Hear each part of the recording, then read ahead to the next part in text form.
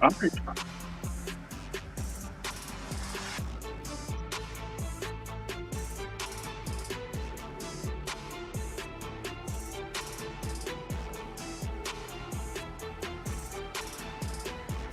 Peace and welcome to the culture right here on the Black Star Network. I'm your host, Farajii Muhammad. Thank you so much for tuning in this afternoon. Folks, we got a lot to talk about.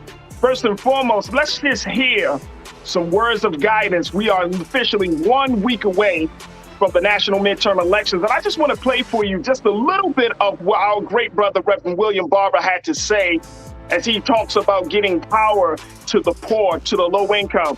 And I'm going to share with you what he has to say a little bit. We're going to dialogue about it because it sets this whole thing off in the right mood, in the right spirit, and all power to the people. So we'll have that.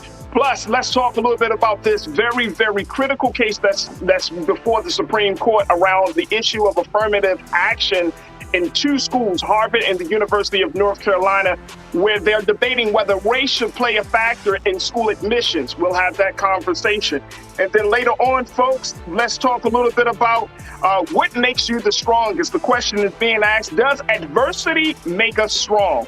We'll have the latest developments, scientific developments and study around this issue. That and a whole lot more. Stay with us. It's all happening on today's edition of The Culture right here on the Black Star Network. Let's go.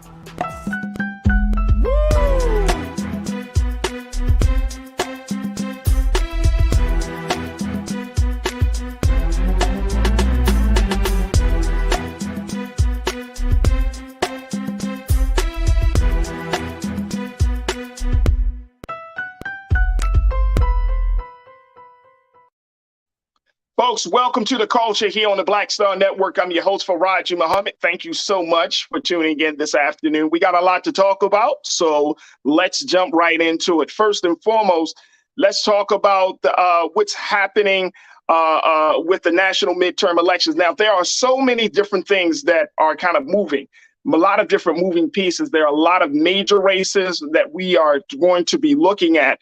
And we're going to do our part here on The Culture to just cover some of the big pieces of this national midterm election, which is only 1 week away. Now, there are a number of states that have already started early voting, understandably, and a lot of people, based upon the data, is participating in that. So if you already went out to vote, then thank you so much for doing your due service of being an engaged citizen. So that's what we need. But for those who have not voted yet, certainly there's still time. And of course, election day is 1 week away. And if you're planning to wait, make sure you do have a vote plan, folks. You say a vote plan, all I'm doing is going, yeah, have a vote plan. Know exactly who you're voting for. Tell your friends and family. If you're going to carpool, make sure you connect with all the people that you need to connect with and go out there and do what it do, right? So make sure you do have a vote plan. But the other thing about this is, and we're going to be covering this on a number of different conversations this week and, of course, early part of next week, is what are some of the big things at stake? What are some of the key things that we need to keep our eyes on as we make our way to the polls? And yesterday, I had a chance to just tune in a little bit to Reverend William Barber, the great Reverend from who has been doing, I think, continuing the great legacy of our beloved Reverend Dr. Martin Luther King with Moral Mondays and so many other projects around engaging young people, engaging the poor, engaging low income, engaging those who often feel disenfranchised by the various systems that we are all in part of. And more importantly, getting people engaged, getting people activated. And so yesterday I was listening to my brother, and he pumped me up talking about putting salt in the water.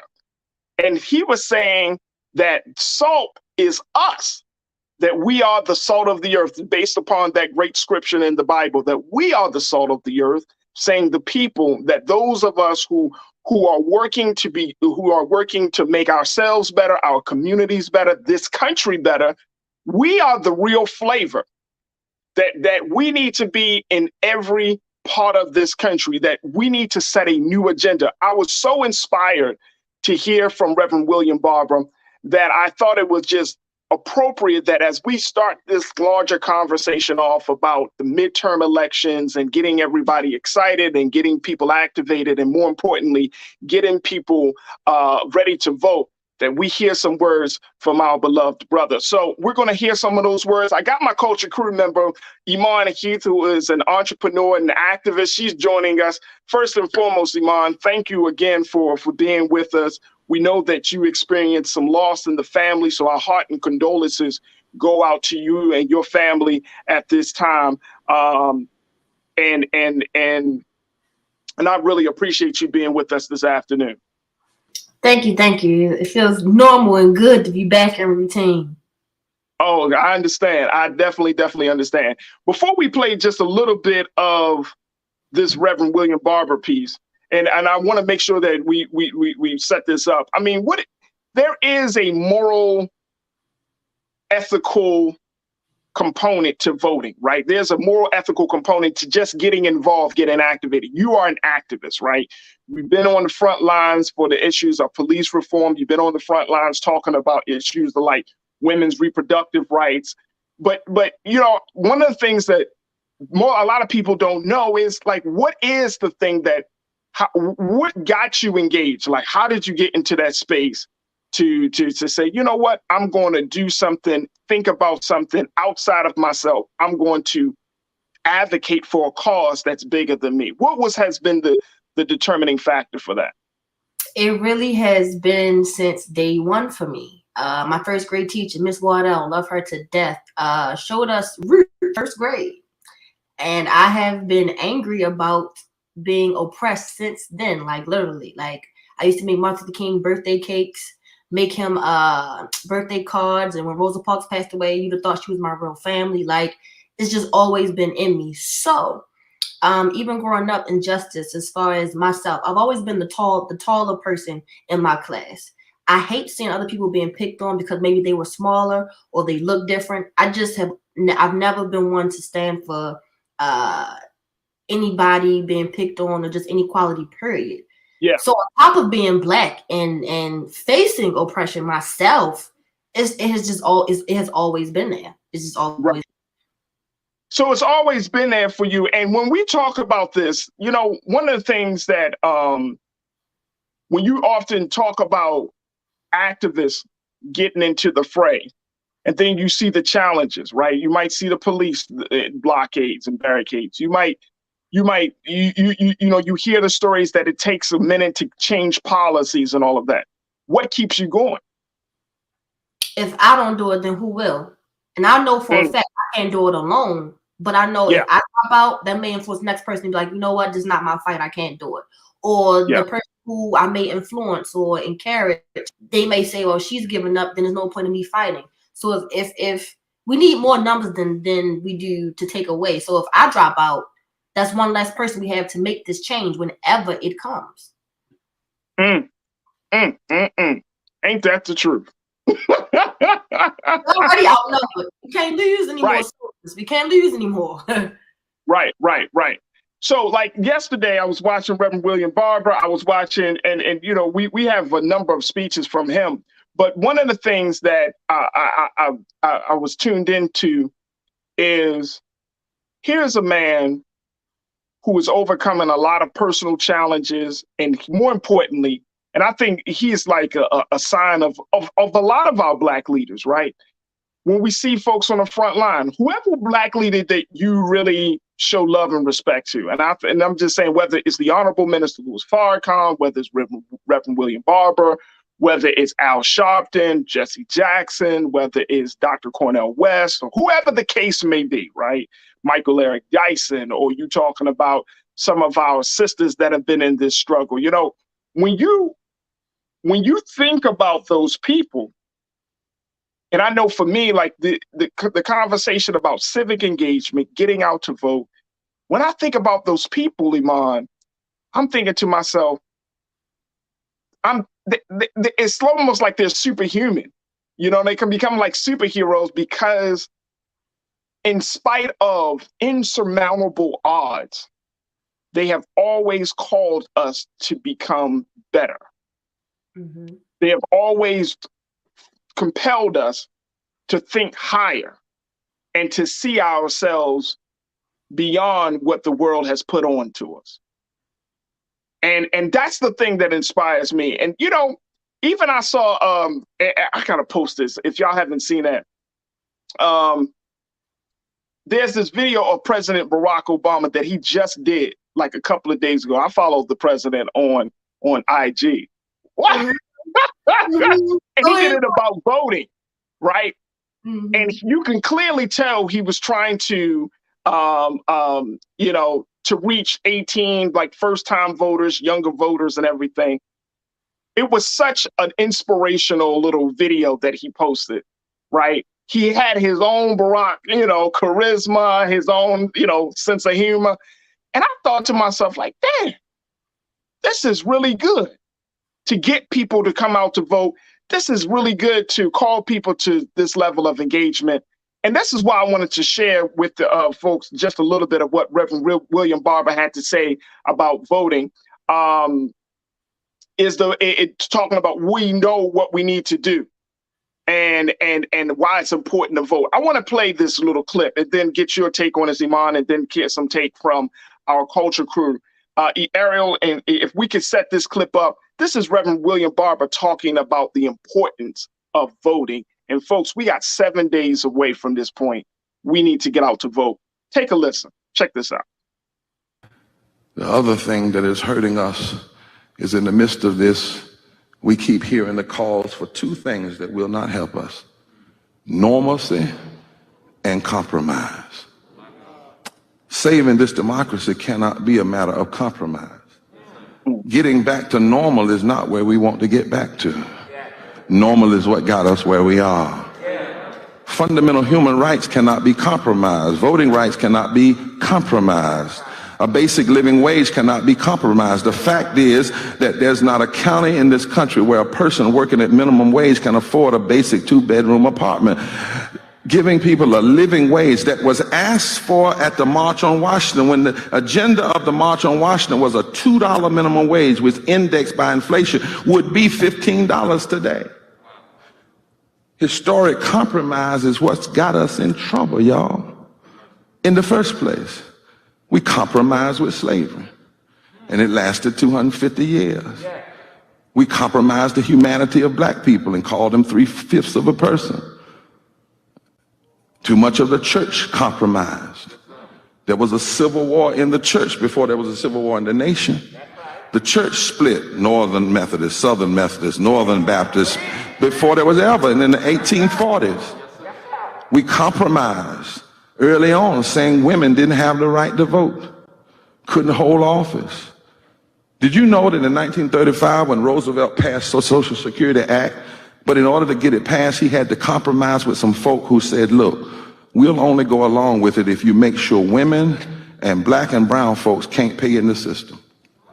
Yeah, it was a compromise. We don't want our women to get too uppity, and we don't want black and brown folk to be equal. And so they compromised. And it wasn't until 1954 that people in the agrarian culture, agriculture culture, and the domestic culture could even pay in the Social Security. How many of y'all know that history? I see some of you nodding. We compromised. And because of that compromise, 50% of even white women couldn't pay into Social Security early on, and almost no black or brown people. This is not the time in America for peaceful negligence and compromise and going back to normal. It's time to expose and divide and make sure people understand the lies and the myths that have kept America from addressing the needs of all her people. Maybe we need to expose the lie that we don't have the money to do this. We have the money to do this. We do not have a problem with scarcity in America of money. We got a problem with the scarcity of will and compassion and mercy and justice. I can tell you where the money is. The money is tied up in greedy corporate interests and a bloated military budget. Well, we spend 54 cents of every discretionary dollar into the war economy and less than 15 cents on things like education and health care. We do not need genteel politics which cover up gross inequality. We need respect, yes, but not respect on the outside for the cameras, while the fundamental disrespect and deliberate policy oppression happens behind the cameras and in the back rooms and in the boardrooms. The Economic Policy Institute says that if America doesn't address what's happening with visionary and social economic policy, the health and well-being, the soul of the nation is at stake. These are economists saying this. If poor and low-income people don't vote and their allies and determine who's in office, and policymakers don't change course from one-shot policy activism, and if we don't face all of these things simultaneously, we will face an even greater economic peril. What we need is long-term economic and social justice policy that establishes justice, promotes the general welfare, and rejects decades of austerity and builds strong social programs that lift society from the bottom. Because if you lift from the bottom, everybody rises. We know what to do. We must vote with our prayers. We must vote with our sermons. We must vote with our protests. And we must vote with our ballots. We know what to do and why we must do it. And maybe God has fixed it so that the oppression has created so much poverty and so many folk with low wealth, that it has also, in the midst of the misery, produced a powerful voting bloc. Maybe there's so much pain now that it has actually produced a powerful voting bloc of poor white folk and poor black folk and poor Latino folk and poor brown folk. And I'm not talking about folk that are on the street, living on the street. I'm talking about people, a family of four that makes under $50,000 a year. Y'all know that's low wealth in this country according to the economists. But maybe sometimes Pharaoh goes too far. Maybe sometimes Pharaoh oppresses folks so long until they grow.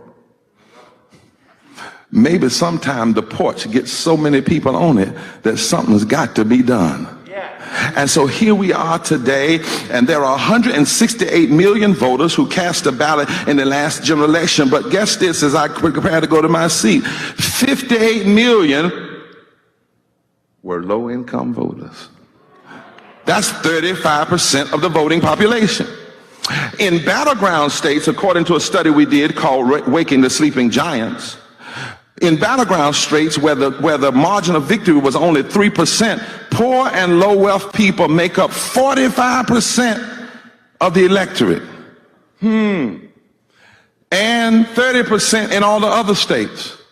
This cuts against the common misinterpretation that poor and low-income people don't have enough power and are apathetic about politics and inconsequential to electoral columns. And fact of the matter is, the truth is, as I move around the country, poor and low-wealth people, along with people of faith and labor and other people of moral consciousness, we are the stone that the builders rejected, that have now become the chief cornerstone and can rebuild this thing called America. We know what we must do. We must tell the truth. We can't shut this stuff down with just a prayer. We got to tell the truth, and we got to take tenacious action. Look at your neighbor, COVID safe, and say tenacious action. Bring Iman back into the screen. Boy, oh boy. See, this is why I wanted to start the conversation off with Brother Reverend William Barber, Iman, because I feel like we are at this critical juncture in our sojourn, in our struggle, and in this country, that we need to hear voices that's going to provide sound guidance in a time where there's so much confusion, that's going to serve as a reminder of the power that we have at a time when corporations and other entities and systems that we're a part of make us feel powerless. This is why I love my brother, Reverend William Barber, He kind of got this king swag going on with him. And I really hope and pray. I'm going to say this. I hope and pray that the God just continues to keep our brother in the place that he's doing, because, you know, when you hear a voice of truth and speaking, man, that thing lifts your soul. But I wanted to get that. But look and listen to what he's saying. And this is why, folks, if anyone say that Black people don't vote, poor people don't vote, did y'all hear the statistics, the data? We make up 35% of those who registered, 58 million. That's a huge chunk. That's one hell of a difference if we all get on the same page and vote for what we don't want to support, or hold our vote for those who don't support us. That is one hell of a chunk. It may seem like being a minority, seem as though it's not as many of us, or our voice is very small. No, not at all. Not at all. It's insulting. It's insulting to the intelligence of morally conscious individuals that Reverend Barber speaks about, that we act as if we don't have no power. It's insulting to morally conscious individuals that we act as if we can't organize, we can't unite, we can't work collectively together for an interest or to meet a certain goal. It's insulting. Very much. Absolutely insulting. Look, I got to take a quick pause. When we come forward, I want to get some comments from our online culture crew, and I got one more clip of Reverend William Barber that I want to share with you. That one is about voting. This other one is about who we are. And again, this is just for me and just for us to here on the culture to set the tone of what we can expect and why it's important to go to the polls. But more importantly, here's the important things, folks. It's not just about going to the polls. What we really need to consider is how can we recommit ourselves to the work of building a better community and a better country. Y'all hear me? So if we can go and vote for political leadership, then that means that we can go and work for a better future. So we have to be recommitted at this point. It's easy for us to fall off the wagon, call it quits, say nothing is changing, nobody's listening. Man, this is crazy. I'm going to just focus on me and my family. That's easy. But it's a different thing that after a moment that you have like that, which is a natural moment, that you say, you know what? I can't give up the fight. You know what? Not only am I going to vote, I'm going to start to volunteer my time with an organization that speaks to my passion, or I'm going to start doing this, or I'm going to start doing that. It's an opportunity for us to recommit ourselves to a cause that's bigger than us. We got to take a quick pause. When we come back, more with Reverend William Barber, more with my culture crew member, Iman Heath, and more with you. Stay with us. It's The Culture here on the Black Star Network.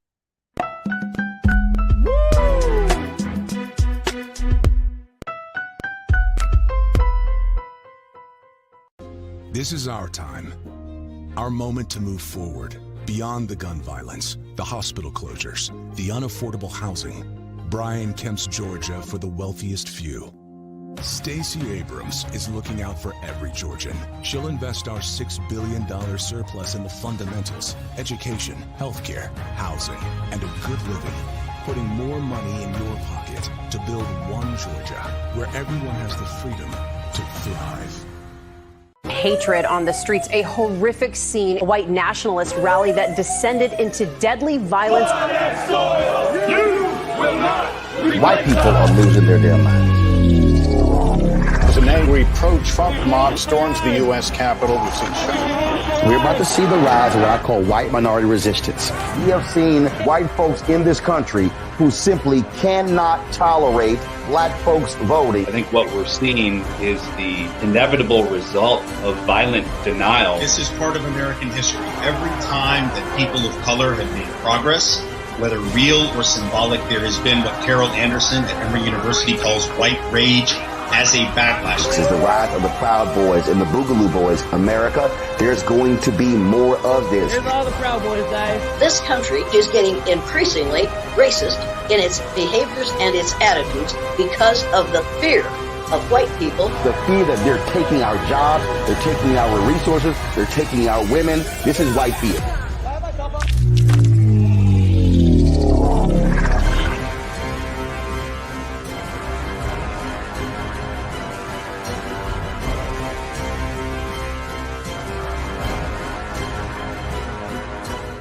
When we invest in ourselves, we all shine. Together, we are black beyond measure. When you talk about blackness and what happens in black culture, we're about covering these things that matter to us, speaking to our issues and concerns. This is a genuine people-powered movement. There's a lot of stuff that we're not getting. You get it, and you spread the word. We wish to plead our own cause. Too long have others spoken for us. We cannot tell our own story if we can't pay for it. This is about covering us. Invest in black-owned media. Your dollars matter. We don't have to keep asking them to cover our stuff. So please support us in what we do, folks. We want to hit 2,000 people, $50 this month, raise $100,000. We're behind 100,000, so we want to hit that. Y'all money makes this possible. Check some money orders. Go to P.O. Box 57196, Washington, D.C. 20037-0196. The Cash App is $RM Unfiltered. PayPal is R Martin Unfiltered. Venmo is RM Unfiltered. Zelle is RolandS.Martin.com. We've got to stand up. Republicans are banning abortion rights, tearing down democracy, blocking progress. But when Democrats stand together, we win. Because we voted, Democrats stood up for black lives, voting to ban police chokeholds, stood up for black women, putting one on the Supreme Court, stood up for our families, lowering cost of health care and prescriptions and capping insulin, and stood up for millions by slashing student debt. This November, let's stand up together and keep making progress.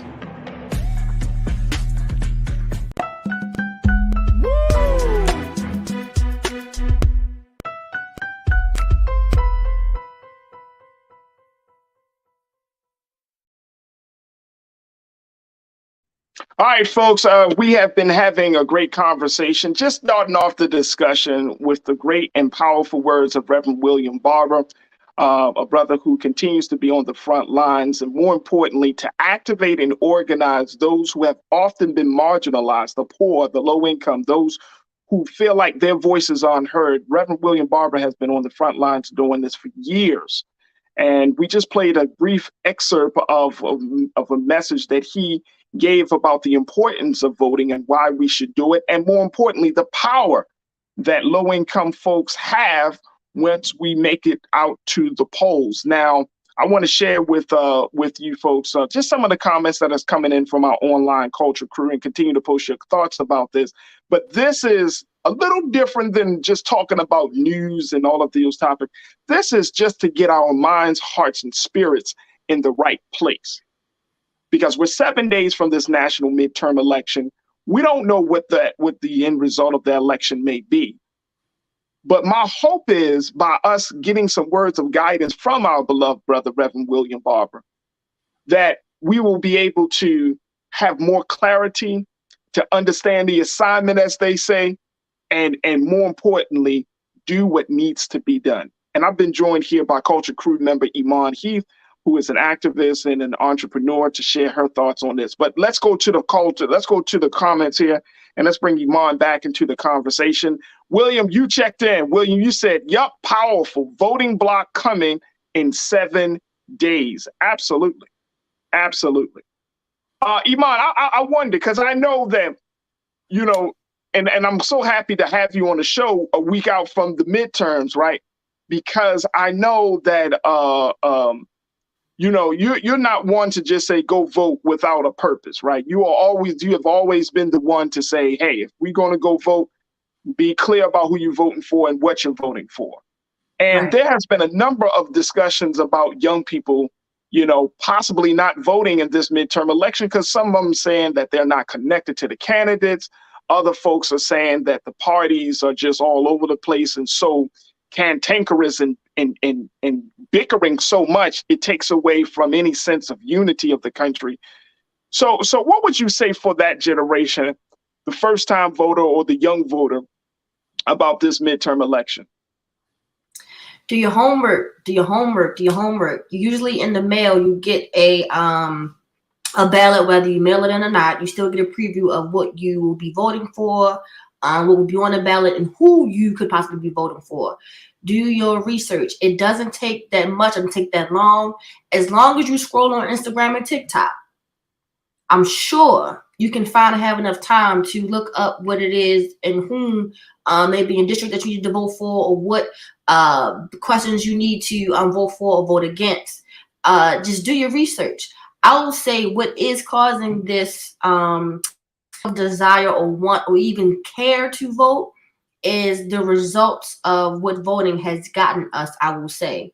From social media and even people I've interacted with, it seems as though the image of politics is what is preventing people from being convinced that they should vote, or even just having the, at least, I won't say respect, but when it comes to those who came before us, who fought for us to vote, just to even, I feel as though it's my due, like I have to, in a way, vote, because the people what they sacrificed before me, the lives that were lost before me. So it's the way politics is being shaped at this time.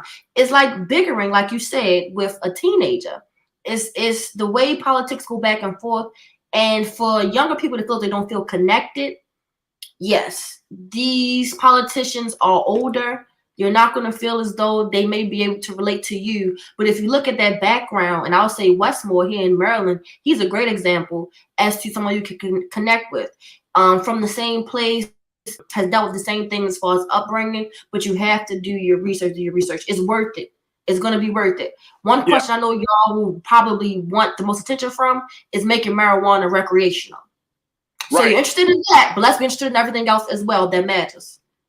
Right. And there are a number of people that's always a big question. And certainly that's going to be on the ballot in states across this country. So again, that's a huge thing, which can change the whole culture from mass incarceration and criminal justice to, the stigmatizing alternative health, health medication. So it's a huge conversation. I'm glad that you brought that up. Let's take a look at what some of the comments are coming in, because folks are excited, and that's what I love to see. So many of our online culture crew members have been excited about this. Let me go to who we got here first. William, my guy. William, you said, yep, powerful voting block coming in 7 days. You're absolutely right. Thank you, William. Janelle, you checked in and said there is nothing radically left or communist about what Reverend Barber, is preaching here. But the high-priced political consultants tell the elected officials to never say the word poor or address poverty. They don't want to face reality, or at least indulge in reality. Like, let's keep it real. Don't sugarcoat it. Don't say, the lower class. No, say poor people. Put the word where it's meant to be. Don't say, we're going to help them and do this and do that. No, say poor. Say poor. Say poor. And you know why we need to say poor? We just need to deal with the reality that, guess what? That is exactly what people in our country are experiencing. Poverty, poor. They're poor. They're low income. We can't, look, let's not get into a space, and I've seen this a lot of times when it comes to certain social ills, Iman, that we get into a space that we want to use pretty sounding words to describe horrendous and terrible conditions, right? You're poor. We compromise our reality for our comfortability. He said we need to stop compromising, and that's what we do. We compromise our reality for being comfortable. Rather than you don't like the word poor, don't attach the word poor to me. Well, $30,000 is according to calculations, that's you're on the impoverished end. So that's poor. Not saying you don't have clothes on your back, or you don't have a clean house, or you don't wash your behind. Don't be offended, Black people, if you fall in the poor category, but that's reality. Right. Face reality. Be uncomfortable. It's okay. If you poor, hey, that should be even more of a reason if you're making less than $45,000 a year to go out and vote for the right people. Absolutely. And I think that is the big part of this discussion is we have to look at the fact that people are experiencing it. And I read something crazy, Iman, just the other day where they said that people now, because of inflation, that a little bit over 60% of Americans, even those who make six figures, are in danger of living paycheck to paycheck. A lot of Americans are in that space right now. Right? A lot of Americans, especially younger Americans, don't even have $1,000 in their savings account. So I forget the statistic or the percentage, but it's definitely more than 50% of people, I believe, younger than the age of 30 and under, who don't even have a savings account, let alone $1,000 saved on the side. So that's not surprising at all. Right. Absolutely. Supernova Diecast, you said we killing ourselves instead of healing ourselves. Yeah, we definitely are. And I appreciate you bringing that point up. Sophia Gonzalez. Sophia, my sister, you always check in. You say, yes, it's been reported that our voting numbers are being underreported, but I'm glad Dr. Barber is providing insight of various voting blocks. Sophia, I was feeling the same way as well. You know, if I'm glad he brought actual figures, actual numbers, 58 million, 35%. Like, we need to stop thinking that people aren't engaged. And I think one of the big things, Iman, in terms of the voting piece and the voting data, is that we have this assumption that if you are making a certain income, that you don't care. Like, let's just clear the air. Nobody wants to be in poverty. No one chooses to be in poverty, right? Because we live in a country where they say you could be all that you want to be. Or we live in a country where the narrative is about money and success. Nobody wants to be impoverished. And sometimes I think we take people's financial condition and use that as part of their character. Just because you are impoverished doesn't mean that you are a terrible human being. Or any less intellectual. It just doesn't work that way. Correct. Say it again. Correct. I said, or any less intellectual, just because you. Or any less intellectual. Yeah. Hey, look. I was at the gas station literally like 2 days ago. Brother said, hey, man, I've been homeless for like 10 years. Do you have something? I said, brother, I just gave it out. I'm all strapped out, which I really was. So then he said, I looked at your tags and I see that you from Maryland. And I said, yeah, brother, we just transitioned out here. And then he said, hey, man, let me tell you something, man. It's a lot of stuff happening out here. The minimum wage. He starts listing the political and social ills of LA right then and there. And I'm just standing there like, and he's like, yeah, brother, I mean, just make sure that, that you get involved and get activated. I've been homeless for 10 years, but if you look at the structure of things, it's hard for me to get back into it. Folks, blew me away. Now, I didn't expect him to not be conscious of anything. I wasn't that. It was just that he was in a situation where he understood not only his situation, but he understood his situation in relationship to the other structures and systems that he's a part of. That's a different level of awareness. Mm-hmm. You know what I'm saying? It's one thing you'd be like, I'm poor. But then you'd be like, you know what? I'm poor because this is happening, this is happening, this is happening, this is happening. I try to get a job here, but because I have a record here or because there's this in my life, then that prevents me. Now, when you start to understand the dynamics of the system, the dynamics of how laws are made, you start to understand the dynamics of power. Come on. Just because you don't have the material means don't mean that that you are deficient in your intellectual ability to understand what's going on.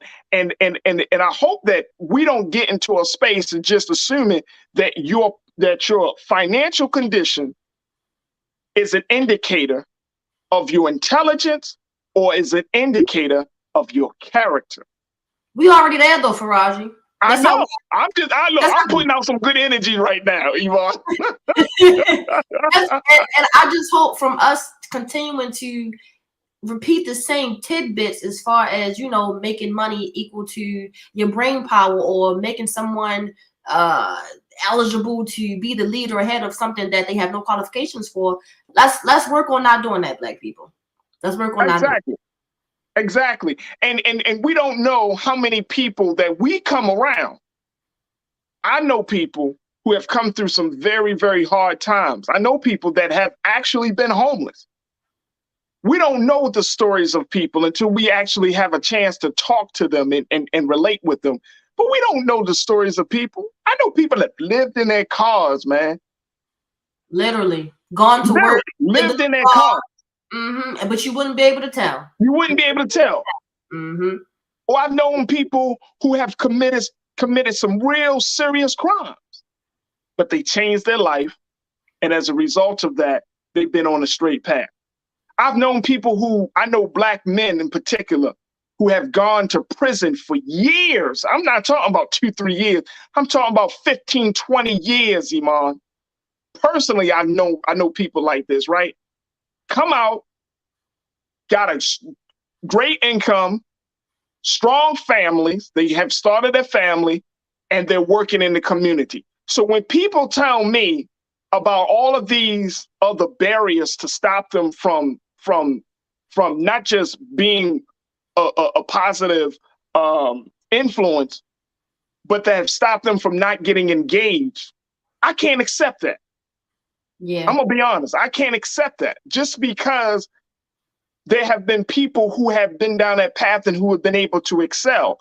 But it doesn't take away from the fact that, like, I get it. Sometimes stuff hits people differently, but we all got the ability to go out and do something great. We all got the ability. We really do have the will and the ability. And Dr. Barber, Reverend William Barber, said this: we don't have the will. The same will that the country don't have to make to change its wrongs and make them right in dealing with Black people, poor whites, Blacks, Latinos, and marginalized citizens.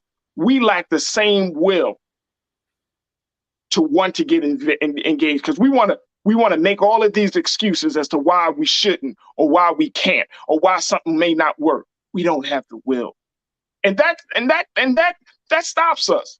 That really stops us. We've lost sight, and I don't know if I said this to you before, Iman, but I was having a conversation with Nero about this, and I was saying to myself, somewhere along the line, Black folks have lost faith. We can talk about resilience. We can talk about being able to get through. But somewhere along the line, when I hear Black folks say something can't be done, or it will never change, or use that type of language, that lets me know you have lost faith. Yeah. Yeah. That plays a big part as to what keeps you moving, as far as even being an activist or getting active in your community, even speaking about it to your nieces or nephews. Hey, make sure you go vote, or hey, make sure you be a part of change, or hey, let's go do this and let's get up and do that.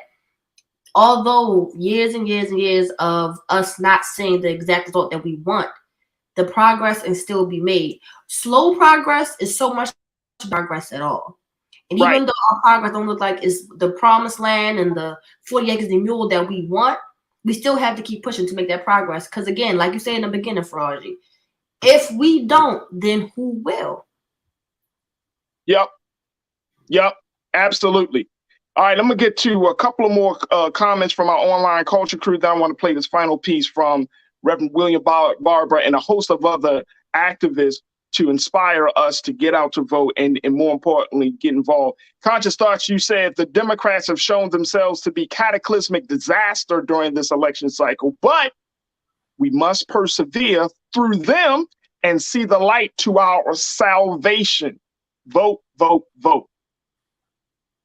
We got to do, and Conscious Thought, Mike, I appreciate that, because we do have to get, when leadership fails, then the people have to rise up to win. When we see some level of leadership fails, That's when we got to step up to win. Great point.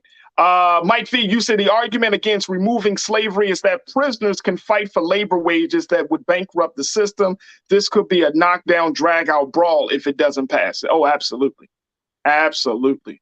Absolutely. Sandy, you checked in and said, poor or disenfranchised people outnumber all the bad actors. Vote and let them know we are the majority when we vote together. Yeah, I hear you. I hear you. But we got to vote, then go to work. Yeah, and I have a feeling that this is going to go from it being a racial divide to a classism divide. It's going to go from black and whites and other browns going against each other to we are all on the same page.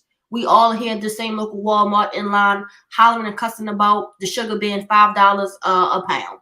We all are on the same page, whether it's a different race or not. So I think this is going to turn into a classism type of thing rather than race. It is. That's a good point. Yeah, that's a good point. I think you're making a solid point. It may come down to that.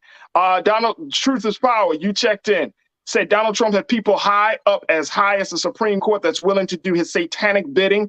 We better wake up. White fear is real, and they have an agenda. Thank God for Reverend William Barber. Real Brooklyn.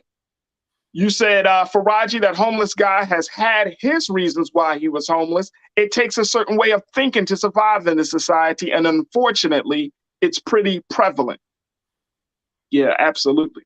Absolutely. I was told this, and I'm going to go to Reverend William Barber and some others, but I was told that sometimes those who are out in the streets are the most smartest of our people, and that the reason that they're in certain condition is because they just don't know how to accommodate to the systems. Have you ever heard that, Iman? I've heard that before. I've heard that before. You said that. I heard my grandmother. That was the inspiration that came to me. That some of the most smartest and the brightest and brilliant of our people are really the ones on the street, and those of us. They have that air to the street, literally. They got the air to the street, and those of us, we kind of like, all right, well, we learn how to accommodate where they learned they couldn't do it, so they didn't fit. They couldn't survive in the current order of things. I've actually heard that, and I don't know why. It's just like, man, it's a weeding out process. It's a breakdown process.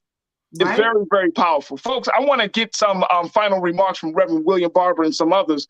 And we're going to just play just a few moments of this video montage.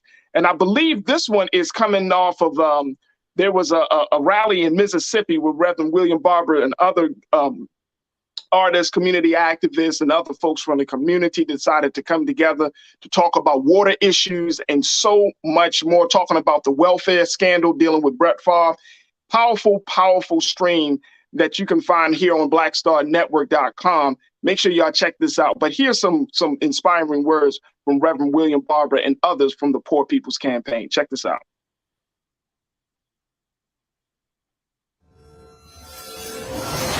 Clean this water, free this land, free these people, and keep it public. When it comes to infrastructure and poison water, this is just the beginning to the end of what's to happen here in Jackson. The forces that stole this land and water are the same forces that stole our ancestors' lives and labor to develop this very land. That's right. But one of the great sins of injustice is always waiting. This system was declared an emergency 7 years ago. That means the state government has blocked for 7 years. But there comes a time when we have waited long enough. How do you expect anyone to be productive when they can't even brush their teeth in the water in their home? This water crisis has been hard on me and my family. Long nights after work, being exhausted, coming home to brown water and having to boil several pots of water. The lack of urgency from state and federal officials seems to be because a large percentage of the population is impoverished. I was born in Shreveport, raised in New Mexico, and I never thought that moving from a desert where we've been in a 30-year drought to a state where it seems to rain all week, every week, there would be a water issue. The water crisis in Jackson, Mississippi is not new. the community inability to have clean water is a violation of human rights. So what does impure water, what does it do?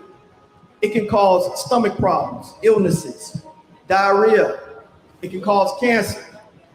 It can cause neurological issues, particularly when heavy metals are in it. Where I live, the water flows pretty clear, but it smells like dogs and fish. No clean water means no clean clothes, no clean homes, and no food. It shouldn't be that way in the year 2022. They treat us like lab rats. We have to represent ourselves better and let these people know that we're not a byproduct of all of the negative things that they want to place on us, which is why we came up with the Muriel Jackson Strong. Know that people all across this country that are part of the Poor People's Campaign stand in strong solidarity with the people of Jackson. So we have to get to it and get busy. Don't go to sleep, wake up, stand up, and let's continue to move this in the right direction. Get this sick water clean. Clean this water. Free this land. Free these people. And keep it public. Iman.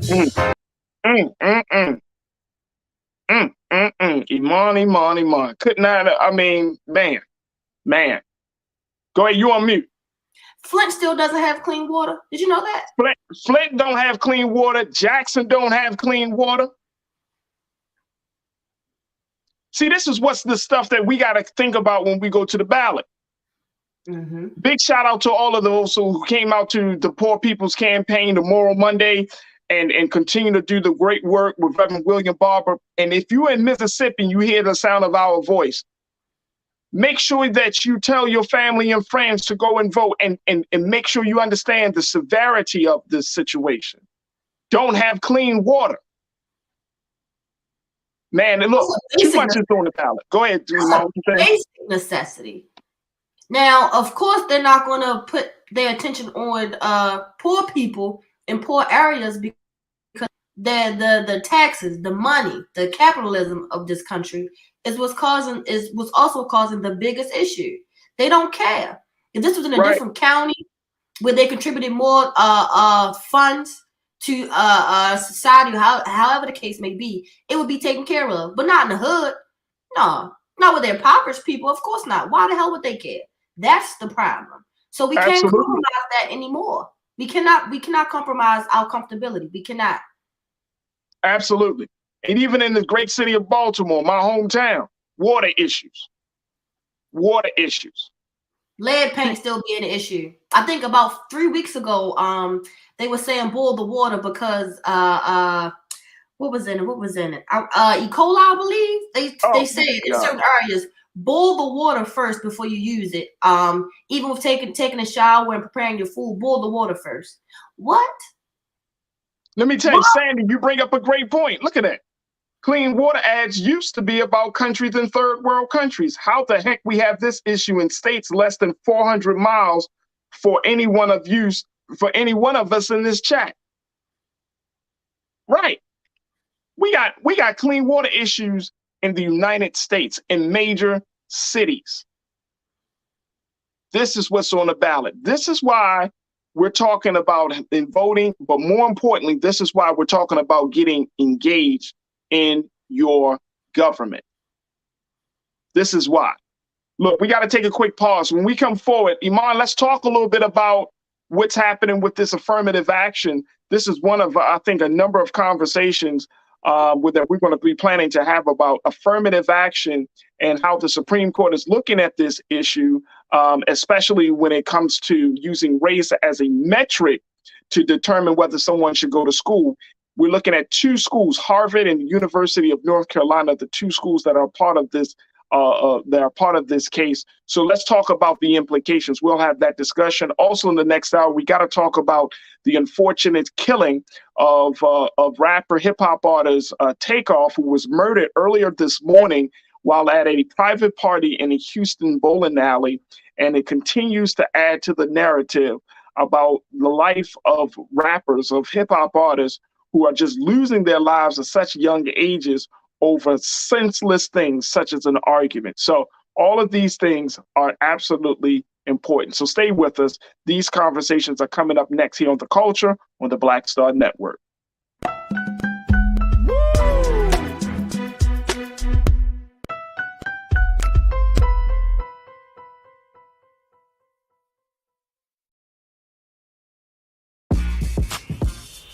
When we invest in ourselves, our glow, our vision, our vibe, we all shine. Together, we are Black beyond measure. Pull up a chair, take your seat. The Black Tape with me, Dr. Greg Carr, here on the Black Star Network. Every week, we'll take a deeper dive into the world we're living in. Join the conversation only on the Black Star Network. I'm Deborah Owens, America's Wealth Coach, and my new show, Get Wealthy, focuses on the things that your financial advisor and bank isn't telling you, but you absolutely need to know. So watch Get Wealthy on the Black Star Network.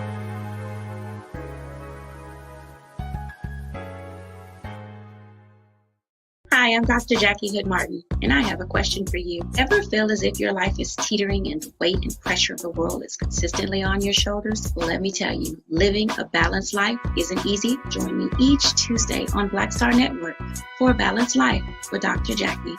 We'll laugh together, cry together, pull ourselves together, and cheer each other on. So join me for new shows each Tuesday on Black Star Network, A Balanced Life with Dr. Jackie.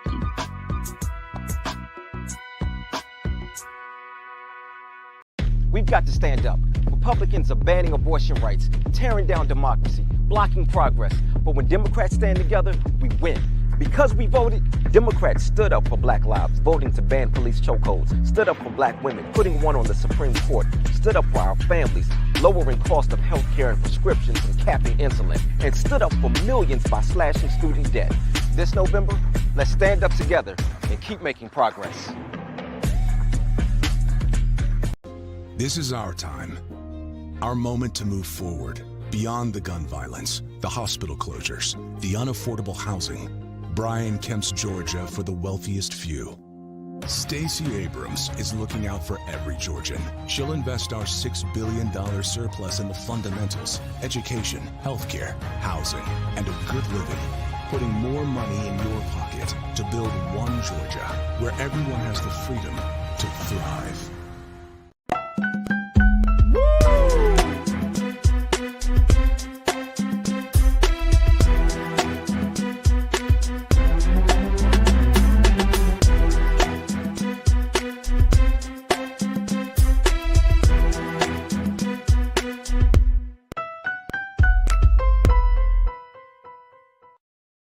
Folks, welcome back to The Culture here on the Black Star Network. I'm your host, Farajii Muhammad. Thank you so much for tuning in this afternoon. If you haven't had a chance to take a look at the discussion earlier in the early part, the first hour of the show, make sure you check us out on the replay on the Black Star Network. But you'll certainly hear some great conversation as we just got some inspiring words from Reverend William Barber of the Poor People's Campaign and what we need to do and why we need to go to the polls in 7 days to make sure that our voices are heard. And he debunks a lot of myths about the fact that low income or poor people are not engaged and do not want to vote. So definitely check it out along with the great commentary that we got from Culture Crew member Iman Heath. Don't miss a word. So check us out at blackstarnetwork.com. Also, do yourself a great favor. Make sure you show your support for Black Star Network while you're there on the site. Show us that you are digging the conversations and, more importantly, the work that we're doing, as we are a Black-owned digital media institution. We're providing digital programming, but that is just the beginning for us, folks, just the tip of the iceberg. And so every dollar, every cent matters when you're talking about building a powerhouse, a space, a platform for information and great content that is culturally relevant and that is news informed and factually based, as the conversations that we have here on the Black Star Network. So make sure y'all check that out. Also, while y'all there online, make sure you download the app for free, and also follow me on all of my social media platforms at The Real Farajii on IG. I'm Farajii on Twitter, as well as Farajii Muhammad on Facebook. I would love to connect with you, love to build with you, and continue to build the great community of the Culture Crew that we are building. So many great people are a part of the Culture Crew, and so I appreciate you following me. I will follow back. As long as we keep on building and keep inspiring, we are all good. All right, folks, let's jump back into this conversation. Again, joining us is Culture Crew member Iman Heath, who's doing an excellent job in her work of activism in the city of Baltimore and across the country. But let's look at this issue, Iman, of affirmative action. This is a big, big Supreme Court case that is being determined as we speak. This is the case where they're looking at whether race should be used as a metric for college admissions. Now, this is what some people have termed, what I saw this in AP, they say that this is the survival of affirmative action in higher education appear to be in serious trouble as we're talking about a conservative dominated Supreme Court because of the question of whether race should be used as a factor for admissions at two schools. We're looking at the school of University of North Carolina and Harvard. And they're wondering about this, whether we should use race among factors in seeking a diverse student body. Now, let me just share with you what Justice Clarence Thomas, the court's second Black justice, who has a long record, according to, if you look at the reports and look at his history, he has a long record of opposition to affirmative action programs, and he takes on very, very strong conservative positions. This is what he said. Take a look at this, folks. He noted that he didn't go to racially diverse schools. And if we could put that quote up on the screen, folks, Keenan, Ariel, thank you, sister, bro. He said that he didn't go to racially diverse schools at one point, saying, I've heard the word diversity quite a few times, and I don't have, Iman, I don't want this to get you mad, but he said, I don't have a clue what it means. He also challenged defenders of affirmative action to, quote, tell me what the educational benefits are. Take a look at what Clarence Thomas had to say about this. He said, I've heard the word diversity quite a few times, and I don't have a clue what it means. Tell me what the educational benefits are. Wow. Now, there's a big conversation about this. This is the headline about affirmative action in jeopardy. Iman, what's your take on this? And I want to get your thoughts about what Justice Clarence Thomas said. But what's your take on this situation? Okay. The Clarence Thomas part has what do you mean? But I'll get to that after this. So affirmative action, it can either go left or it can go right, as far as whether they're going to keep it in place or not. Affirmative action has helped minorities, Blacks and Browns, to have a fair chance or shot at attending school, various schools they may have want to go to, right? Used to show the different demographics, and it's also a requirement to reach a certain percentage of minorities who and those who have programs upon the affirmative action movement that benefited from affirmative action. However, on the flip side, it can be used as a weapon to keep the school or university exclusive to a certain color, exclusive to a certain race. I'll say, for example, just for John Hopkins, and this is not a fact, this is just an example. Just people walking around the campus, you see mostly Asian people, look Asian, walking around that campus, way more than you see any other ethnicity. So in that circumstance, I'm just saying this as an example, it's not a fact. It can be said that they may be using that demographic or keeping exclusive just for that demographic of people. So it's a double-edged sword, to be honest. Yeah. And you know what? I'm hoping, I want the culture crew, I want y'all to check in on this, because I feel like that affirmative action might be a gift and a curse at the same time, right? To your point. So it's like, we definitely have benefited from being in certain spaces. So like, if you're talking about like a school like Harvard, which is of course one of the top schools in the country and around the world, very elite, would Black people be able to be, if affirmative action wasn't a thing, do you think Black people would be able to get to a school like Harvard? And I think that's the big question, right?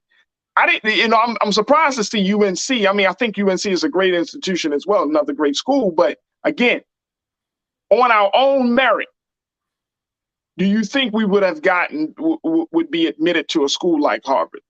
Let me get your take on that first, and then I want to share my thoughts on it. I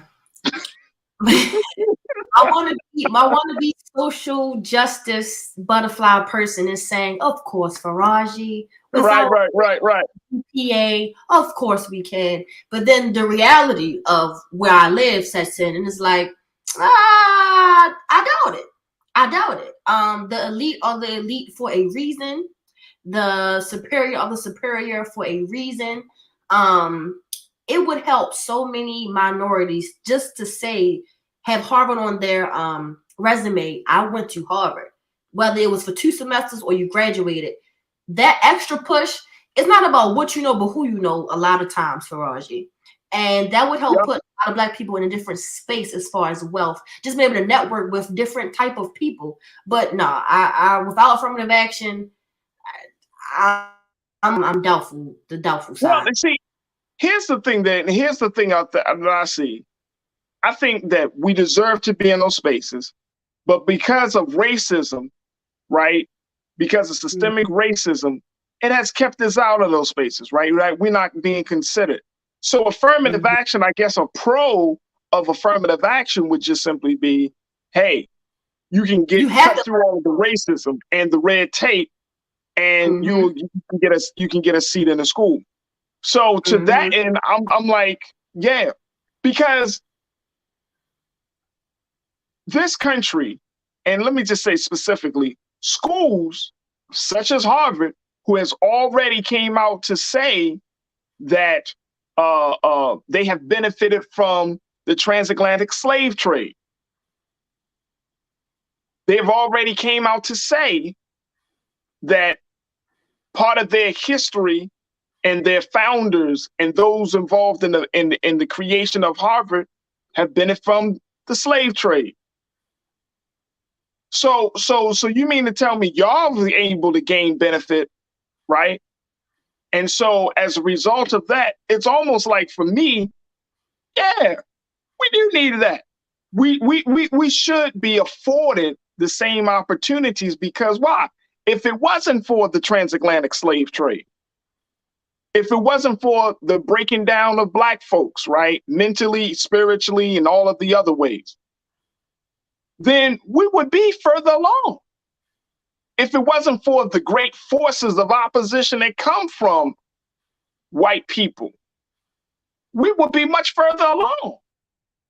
What's crazy is in this article, it was said lower courts have upheld the programs at both UNC and Harvard, rejecting claims that the schools discriminated against white and Asian American applicants. I thought to myself, why would anybody think that those two groups, take away the Asian Americans, why would whites feel as though they are being discriminated against? Now, granted, I know with affirmative action, you have to have a certain amount of minorities in your school, and you even get a check. For some schools, you get a check for having a certain amount of minorities in the school. So I'm thinking maybe, let's say, for example, hey, you got to reach at least 30%. As far as your school's demographics has to be minorities. Maybe they feel as though they're being discriminated against, but it's like this white safety net is what I'll call it.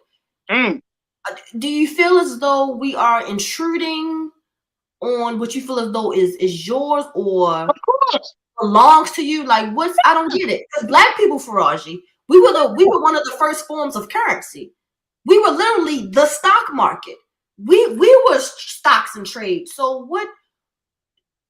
Like the white. No, but see, this is look. You and I, when you study history, you know this is a pattern. The moment that there are policies that opens the door, or like I say, eliminates the red tape for us for our progress, then you're always going to have some level of white backlash where white people say, see, you giving them something, as if they don't already have every damn thing else. As if that, and as if they actually worked hard to get to where they are. And because your daddy went to Harvard, you are now getting plus 6 figures because your father went to Harvard. But your daddy goes to Harvard. Look, check this out. Let's go a little deeper. Your daddy gets into Harvard. You don't even apply. You already granted admission because of the relationship. Yeah. You don't even have to go through, well, is my son qualified? Does he have the educational requirements?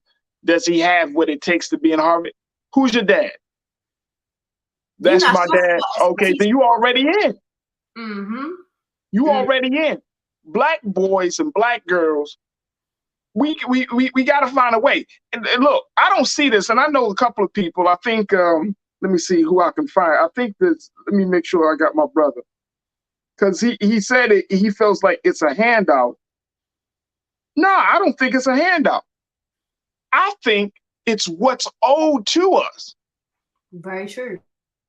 If we change the paradigm of how we see these type of opportunities, right, for lack of a better word, to not from being a handout to what was owed. What do you owe a people who have been decimated, used as cattle, subjected and enslaved, and then when that period of time, that chattel slavery is over, we're still undergoing great challenges because of Jim Crow or systemic racism, or there is an ongoing onslaught of attacks against these people. That's not a handout. You owe that to us. America is indebted to African Americans. Period. All browns and blacks. Check this out. We probably, and I don't know the history, so for those who do, let me know. We probably literally built the School of Harvard. Designed that joint. Most likely. Sound about right. With our bare hands? Oh, absolutely. Mm-hmm. Right, designed some parts of Harvard. I don't know. I don't know that history. But my point is, it's not a handout. It's what's owed. What do you owe a people that you built a whole world on? Very true. And then on top of that, the opportunities that could be completely eliminated because affirmative action also comes with like college fairs and outreach programs. Right. These younger children, not younger, poor minorities who don't have the same resources to even know what an HBCU is or the resource to get to or go to be able to go to a university or college.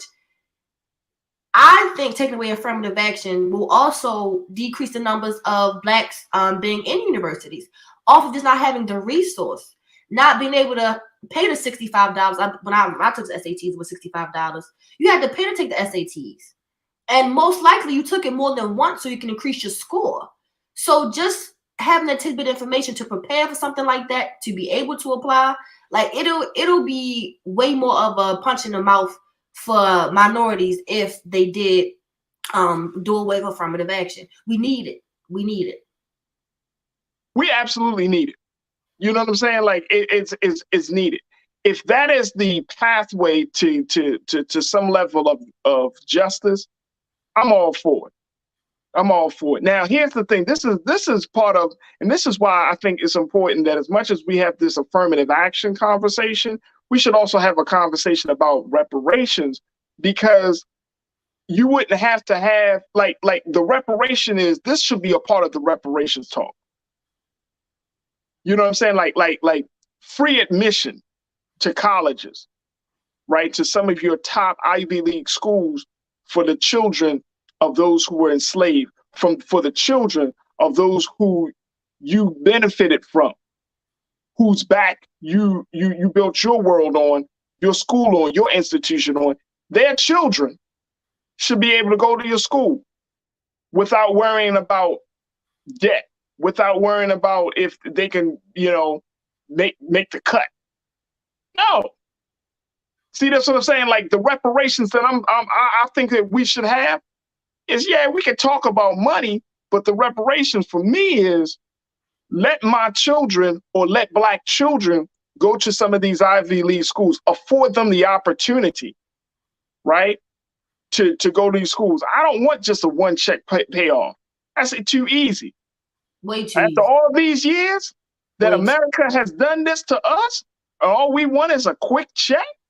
No. A check is a Band-Aid, to be honest. That's a Band-Aid. No, I'm talking about we need something. We need a level of investment from this country and from corporate America, the educational institutions of this country, that is going to show that, you know what, we're serious about repairing the damage that was done to you. So therefore, we'll give you a certain opportunity. Let's break some generational curses, right?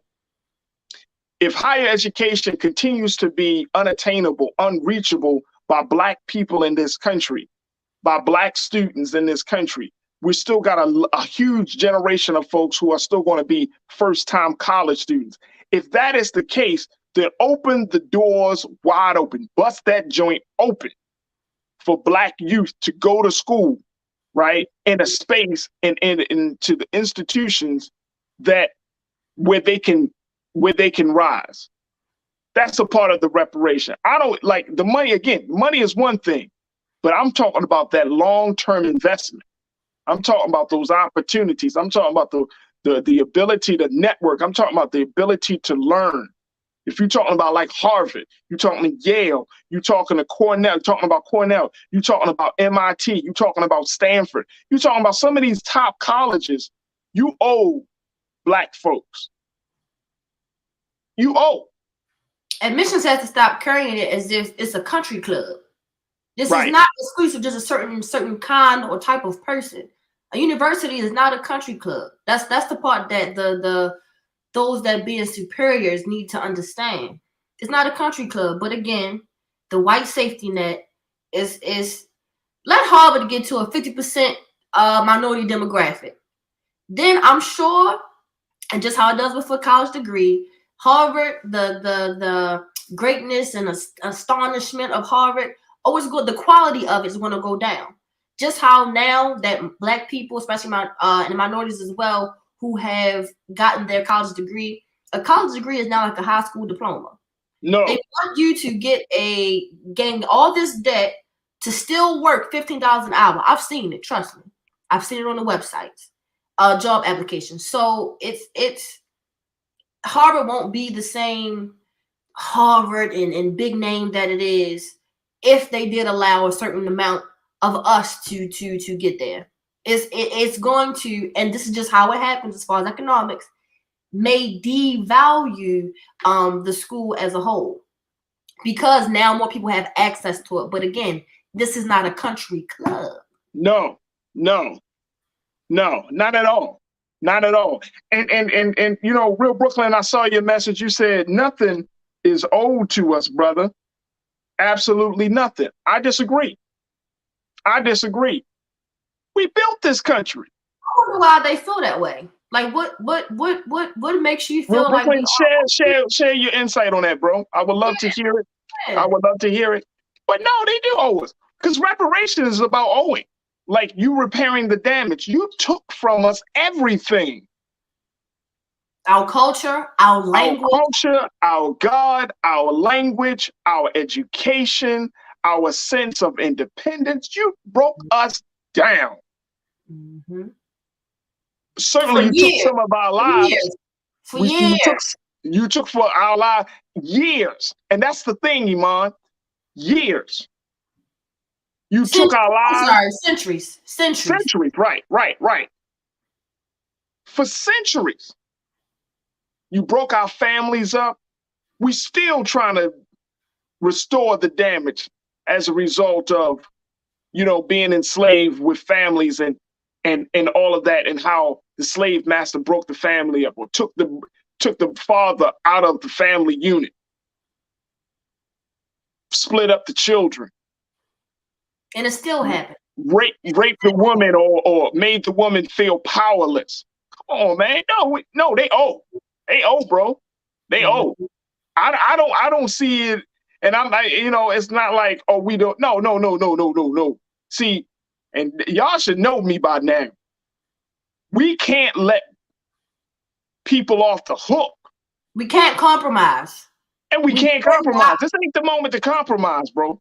This ain't the moment to compromise. We can't let people off the hook. You can't let white America, or America rather, can't be let off the hook for what it has done to Black people. I'm sorry. I'm sorry. I'm sorry.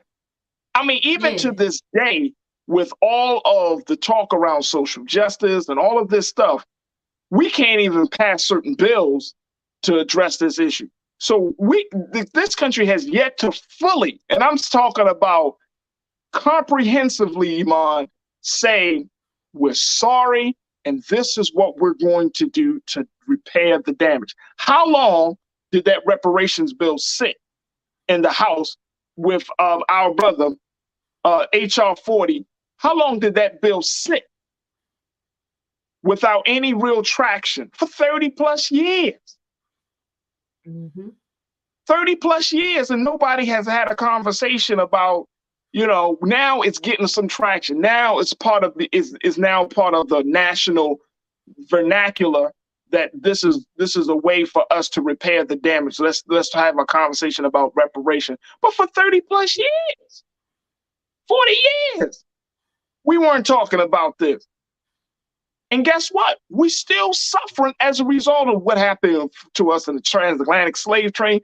We still trying to recover. Even psychologically. Oh, come on, Iman.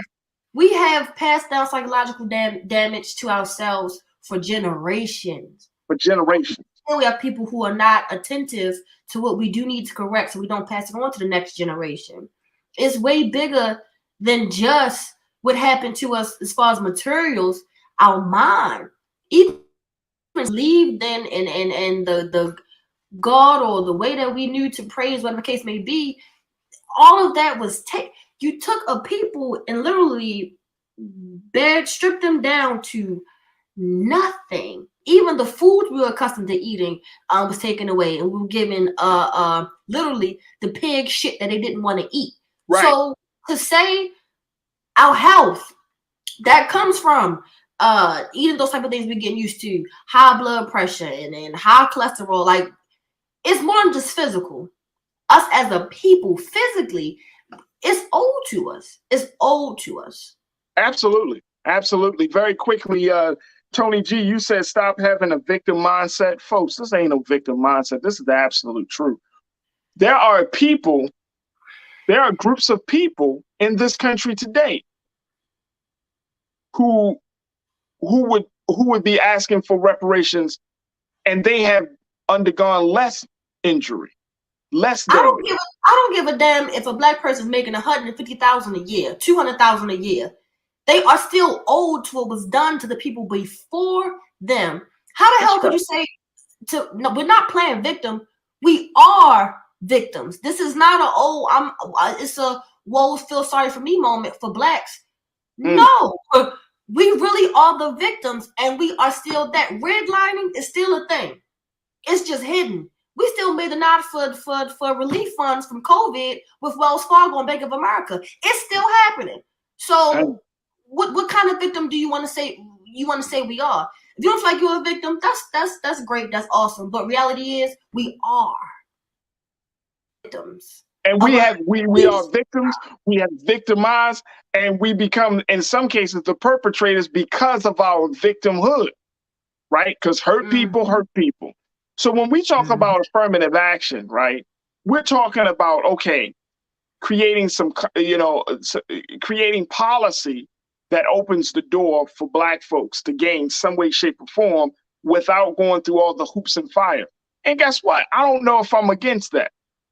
I'm gonna be honest. Like I'm thinking about what Harvard may be thinking about. Like I said, UNC is thinking about. But no, race is a factor. You can't have a conversation. See, this is part of the thing. we want to have a conversation about starting on the same level when we didn't even get a chance to get into the race. We didn't even suit up. We ain't got no shoes on. We didn't even get outside to walk to the damn track. And then the gun was let off. Pow! Everybody else is running, and we just had to jump in. We got to put on our clothes. We got one shoe on, and we gotta run. And then the expectation is, well, why you can't succeed? Mm-hmm. You know what I'm saying? Like this, it's not fair. When did we get a fair chance? There never was I mean, a fair seriously. chance. There never was a fair chance. We didn't have a fair y'all chance. now. No other people undergone the same type of treatment that Black folks undergone. I don't care what you think. That didn't happen to the same way that the Jewish people had.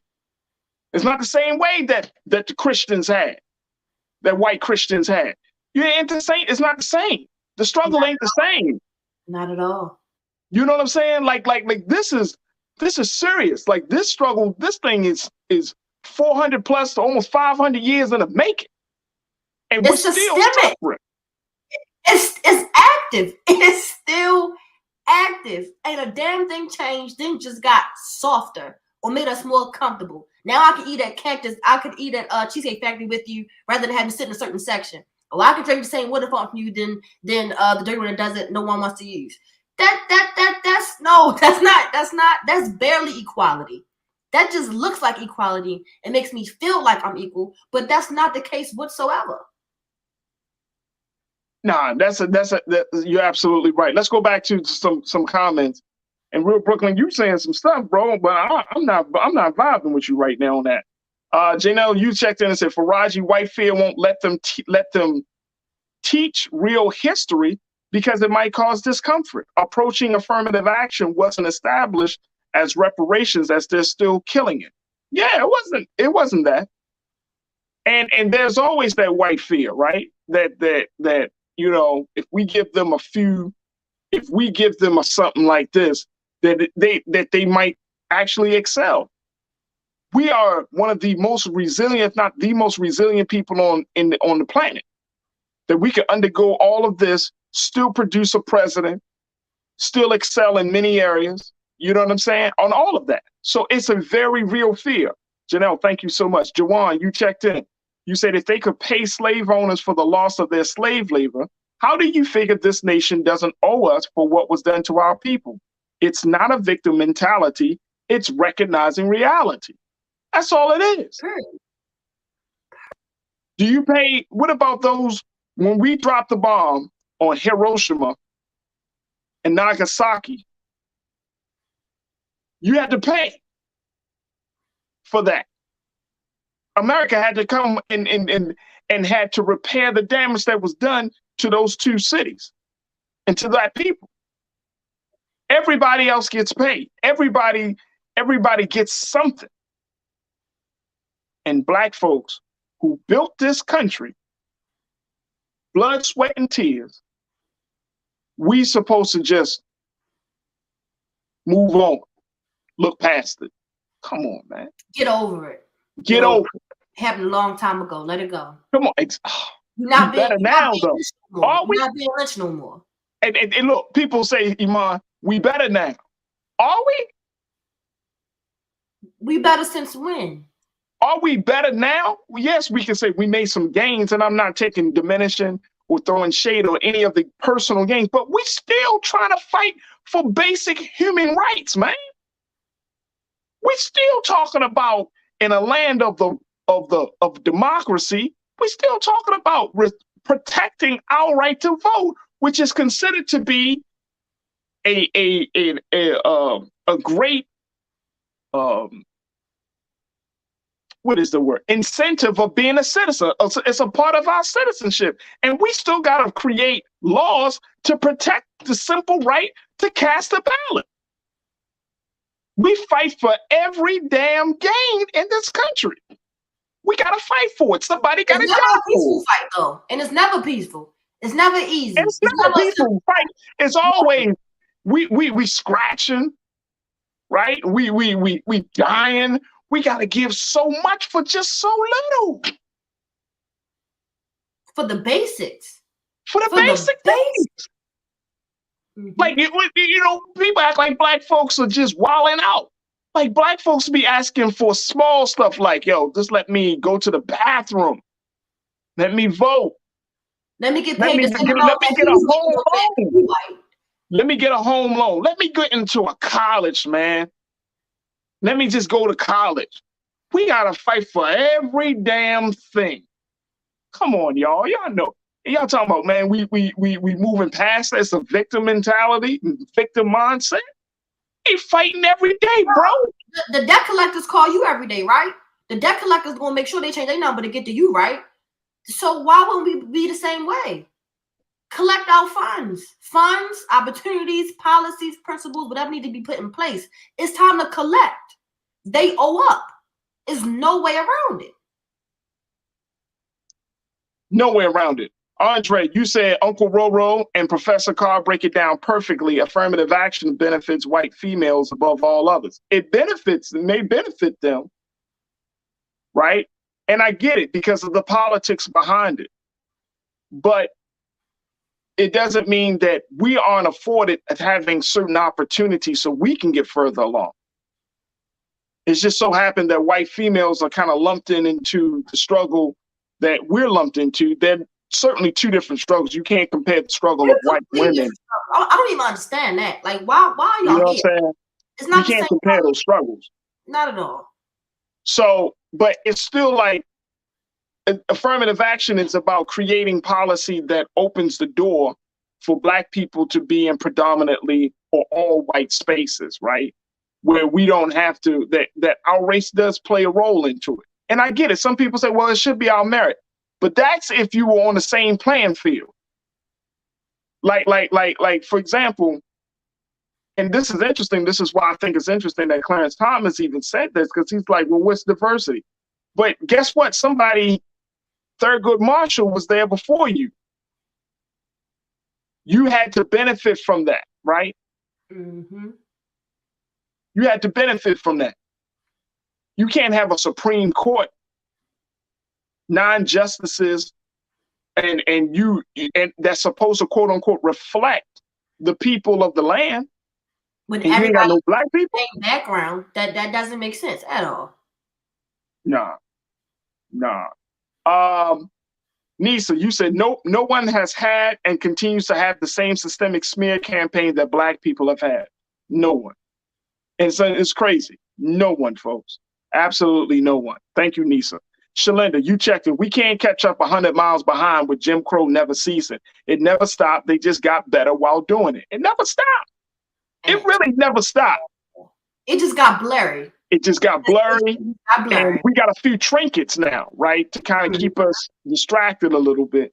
But it really never stopped. We are like, look, when you look at the wealth gap in this country, and there was that study that was done just maybe about a year ago, 2 years ago, that showed that in order for Black folks to meet the same wealth equivalent as white people, it would take us over nearly 200 years.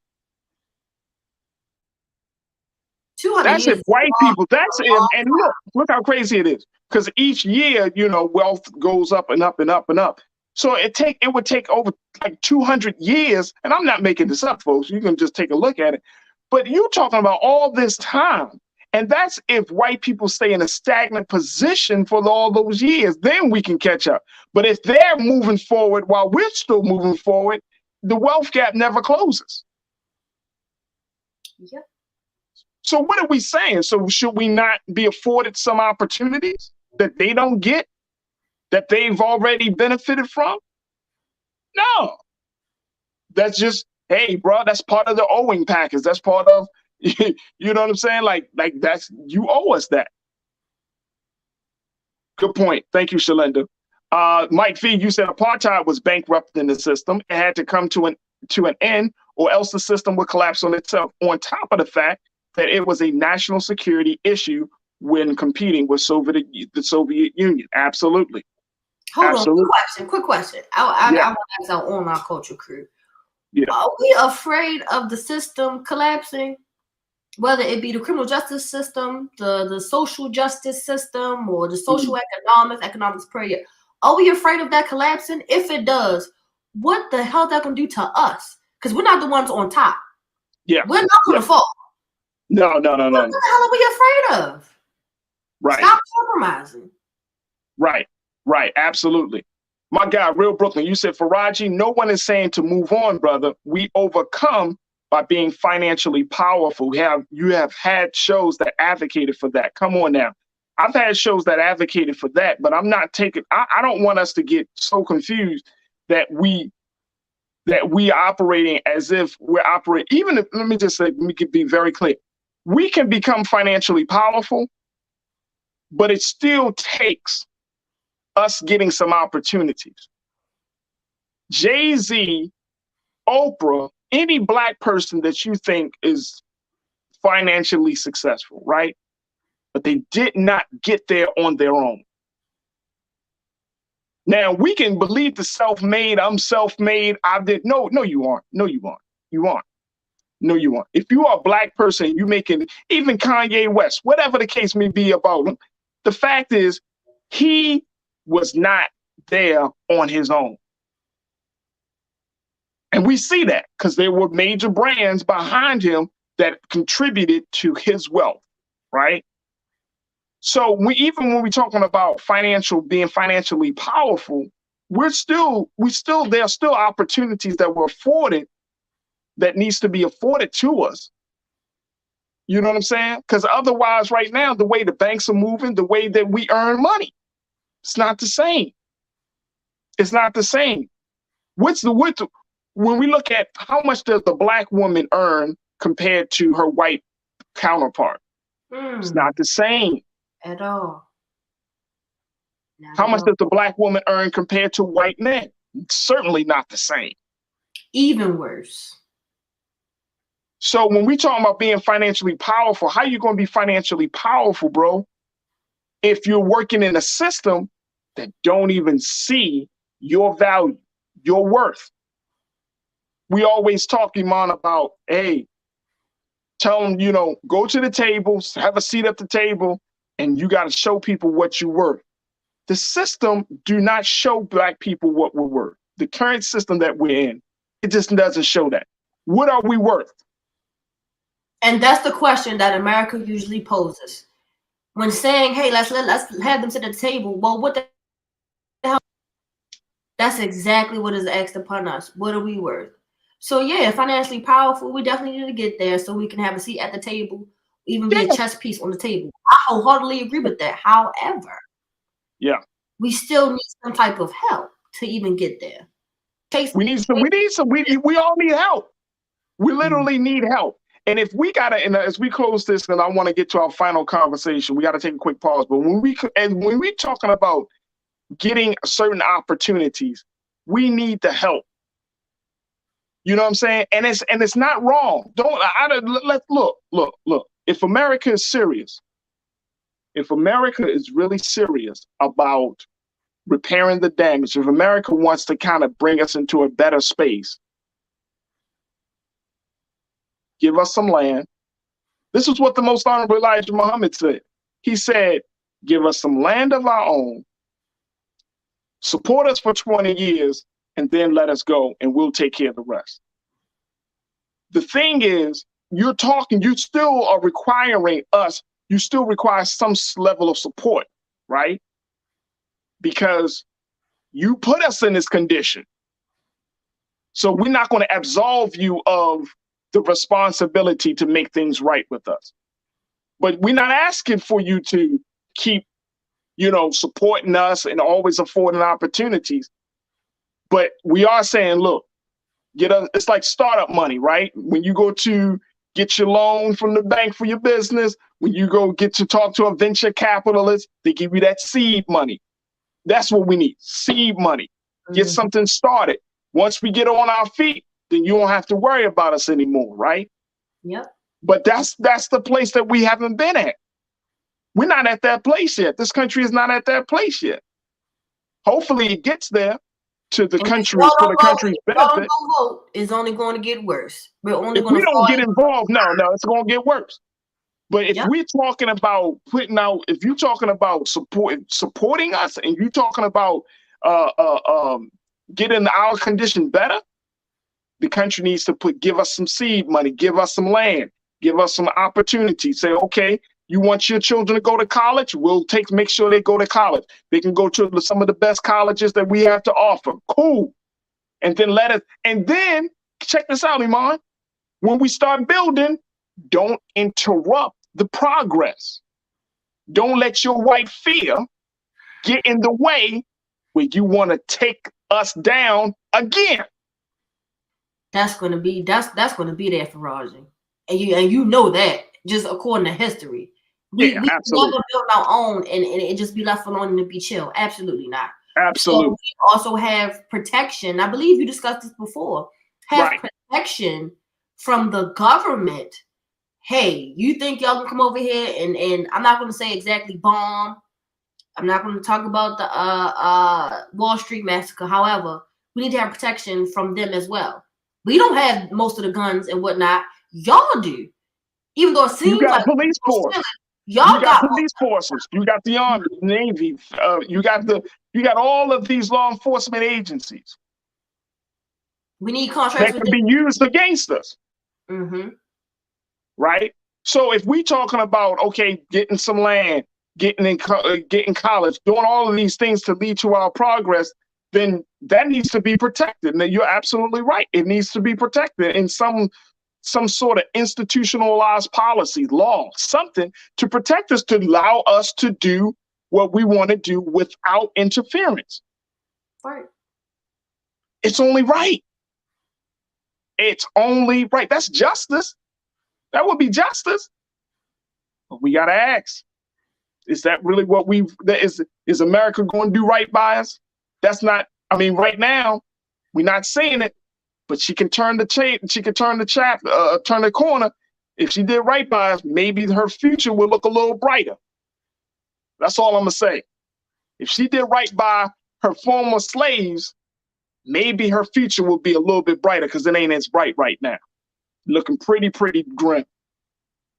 All right, look, we got to take a quick pause. When we come back, Iman, I want to get your thoughts on the unfortunate killing of Migos member Takeoff, who was shot and killed in a Houston bowling alley earlier this morning. We'll talk a little bit about that and the implications that has on the culture. So stay with us. It's The Culture here on the Black Star Network.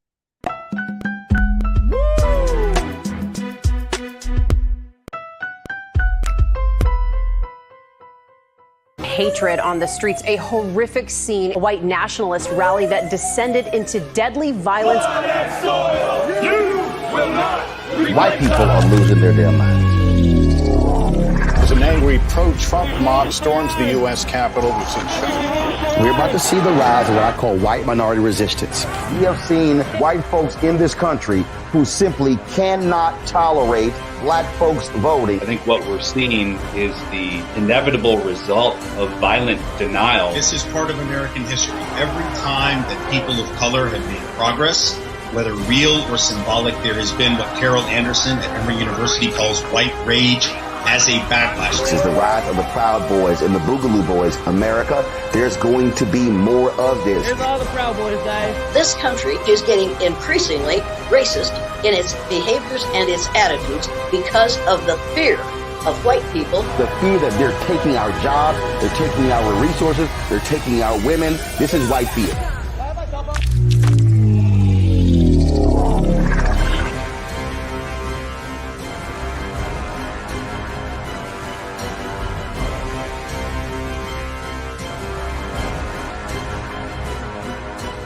When you talk about blackness and what happens in black culture, we're about covering these things that matter to us, speaking to our issues and concerns. This is a genuine people-powered movement. There's a lot of stuff that we're not getting. You get it, and you spread the word. We wish to plead our own cause. Too long have others spoken for us. We cannot tell our own story if we can't pay for it. This is about covering us. Invest in black-owned media. Your dollars matter. We don't have to keep asking them to cover our stuff. So please support us in what we do, folks.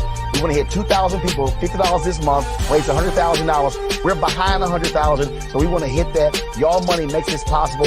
Check some money orders. Go to P.O. Box 57196, Washington, D.C. 20037-0196. The Cash App is $RM Unfiltered. PayPal is R Martin Unfiltered. Venmo is RM Unfiltered. Zelle is Roland at RolandSMartin.com.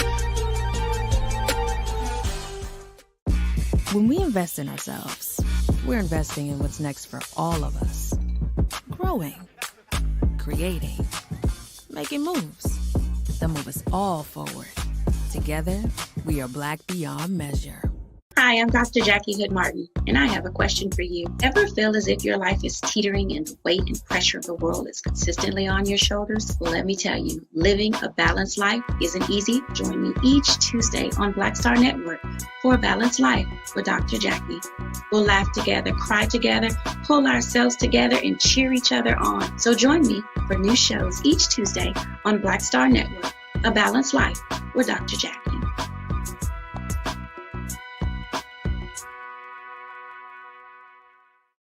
When we invest in ourselves, we all shine. Together, we are Black beyond measure.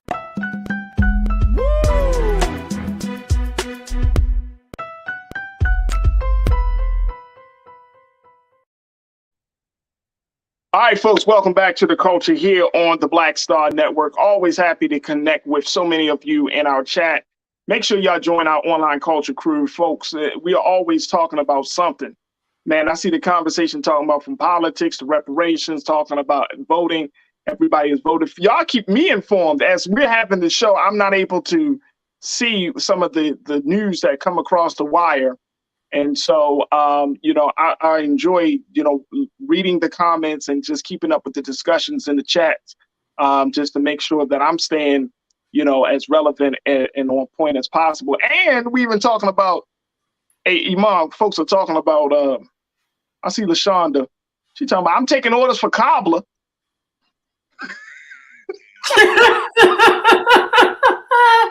Thanksgiving is coming. LaShonda, holler at me. Holler. Do your thing, girl. Do your thing. Started taking orders for some cobbler. She like, hey, since I got a couple of hundred people in here, let me go ahead. Let's go.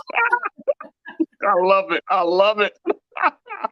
That's the community, though. That's what we do. That's the culture crew, man. Big shout out to all of them, man. LaShawn, I got you, sis. I just thought that was hilarious. Absolutely hilarious. But thank you. But on a much more serious note, if y'all were awoke to some very, very hard news, especially for those of us in the culture of this generation, and Nira woke me up and was like, Farajii, guess what happened? And I said, what? Takeoff was murdered. Takeoff is 1/3 of the members of the major, super successful hip hop group Migos. Dead at 28. He was shot in Houston at a bowling alley at a private party earlier this morning. Police say that the shooting happened as a result of some altercation that he was involved in that also included his other Migos member and family member, Quavo. And Takeoff was apparently in the midst of that altercation, a gun was pulled out and he was shot in the head. As a result of that, there are stills that are being circulated online of him lying on the ground. And it's very, very sad. Very, very sad. Brother was just 28 years old. And it just speaks volumes about where we are with the music. I don't know if we can attribute this to being a hip hop beef. There's no beef. I mean, they were playing, I think they were playing dice or something. They were playing some dice games or something. There's a lot of stories saying that he may not have been participating in the dice game. He was just a bystander. He stood up to see what's going on with the commotion. And one guy that was from his camp was shooting, and then shot him by mistake. And then the guys who were shooting at him is actually what hit him in his head, and he was pronounced dead on the scene. It's a lot of stories going on right now, but I just for African Americans, when PNB Rock was murdered, we saw circulation of his dead, lifeless body, and him bleeding out on social media. Takeoff, unfortunately, this happened to him, and it's on social media. I don't know what's up, and some of y'all hate when I say this, but I don't know what's up with you niggas who take videos and pictures of lifeless bodies, whether a celebrity or not, and post on social media. What the hell is wrong with you? They have family members. They have nieces, uncles, nephews, cousins. Nobody wants to wake up and to see how their family member passed. It's indecent as hell. I don't know who raised y'all or who babysat y'all, but let that be the main thing that we stop doing as a culture. Stop putting that shit on social media. Have some type of respect. You post RIP Takeoff, but you reposted him laying. I unfortunately caught a picture on my timeline. It's like a picture of his body laying there in the hallway or some type of tunnel of the hotel. It's not okay. Yeah, that is not okay. Hey, look. I'm with you 1000%, Iman. When I saw the video footage of PNB Rock at Roscoe's, like, I remember having this conversation, and then I was just scrolling, and then I literally threw the phone. I said, I can't see this. I can't watch that. So to your point, yes, that is like people, people always like, well, people need to know, or it's like, you can type it. You gotta right. You can type it. You can just post a picture. His head was wide open. Like you don't need right. Like you don't have to. It doesn't. You're absolutely right. You're absolutely right. And I saw the same video. And you know what? Let's keep it real. TMZ. You know what I mean? Who is TMZ ran by, black people? Oh, come on now. Come on. Let's dig a little further. That's why it's careless when it happens to us. They quick to put it up. Think about it. Yeah. But TMZ is a source. TMZ is, they put out that type of news with the salacious details and with the very, very, graphic pictures. I remember when Kobe Bryant died. And you know what I mean? Like TMZ was like one of the first news sources that I got that information when Kobe died and Gianni and Gigi died. Yeah. They showed pictures of the grave of the crash site. Like, this is where Kobe Bryant's body was and all. And I was like, damn, that's a whole different, but that's the culture, right? That's the culture that we're living in, where we love to see it. Like if we don't see it, it's like we don't believe it. You can't just say so-and-so died. Be like, let me see the picture. Stop lying. Right. Why would I be lying about something like that? Yeah. But I think even to that point of, these young brothers, in the LA Times, they did a piece around rappers in particular who were killed. In LA, over the past 2 to 3 years, there have been a number of rappers, PNB Rock, what's the other young brother that was killed? He inadvertently put his address on social media. Pop Smoke. He was killed in Hollywood in West Hills. I mean, you have all of these rappers, Nipsey, of course, like you have all of these hip hop artists. And I think I came across, and somebody, y'all can check me on that, but they said over the past year, it's like 200 hip hop artists that has been killed in not just LA, but around the country. And Young Dolph, all of these. And for this case of Takeoff dying, if you're not familiar with Migos is one of the most successful hip-hop groups in history. Their song, Bad and Bougie, #1 on the charts across the board, billboards and every chart. Their members, Quavo, Takeoff, Offset. Offset is married to Cardi B. That's her husband. Like in real life. Not social media. Not social media wedding. I'm talking about in real life.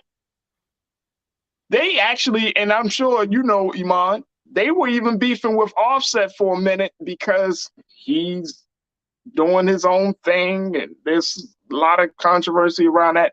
So I can only imagine. So first and foremost, our prayers and condolences go to the family of Takeoff, because I can only imagine with Quavo, who was there to see one of his own getting shot and murdered like that.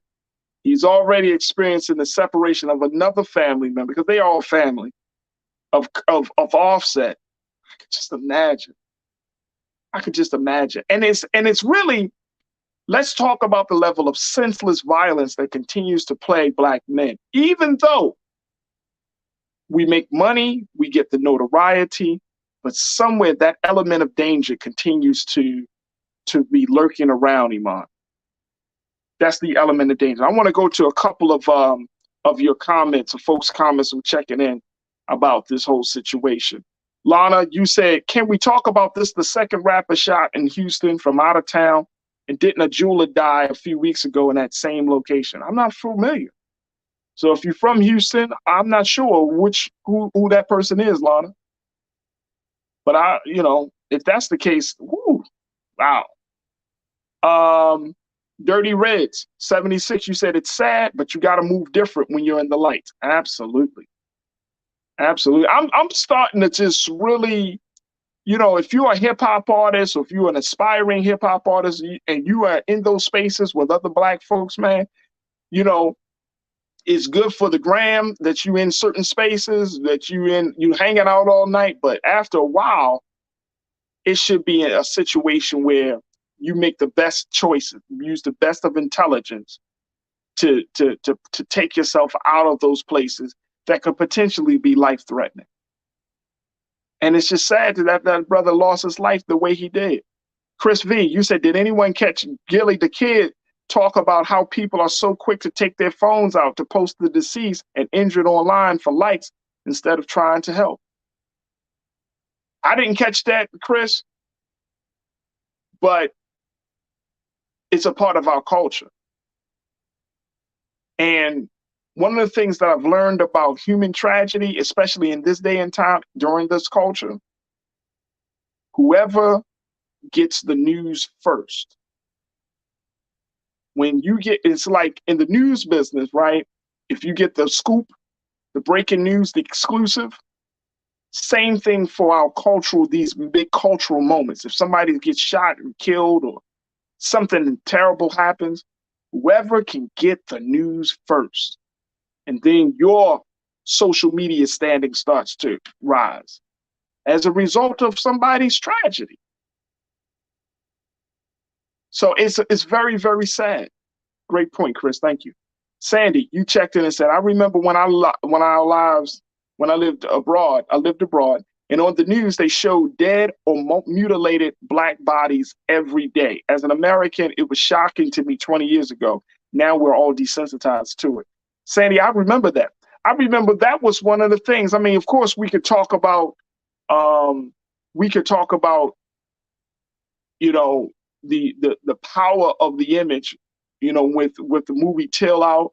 That was one of the big reasons why the mother of Emmett Till, Mamie Till, wanted to have her son exposed so she can show the world what racism has done, But in this case, when you're showing dead bodies, blood, people's final moments on this earth in real time, it does something to you, man.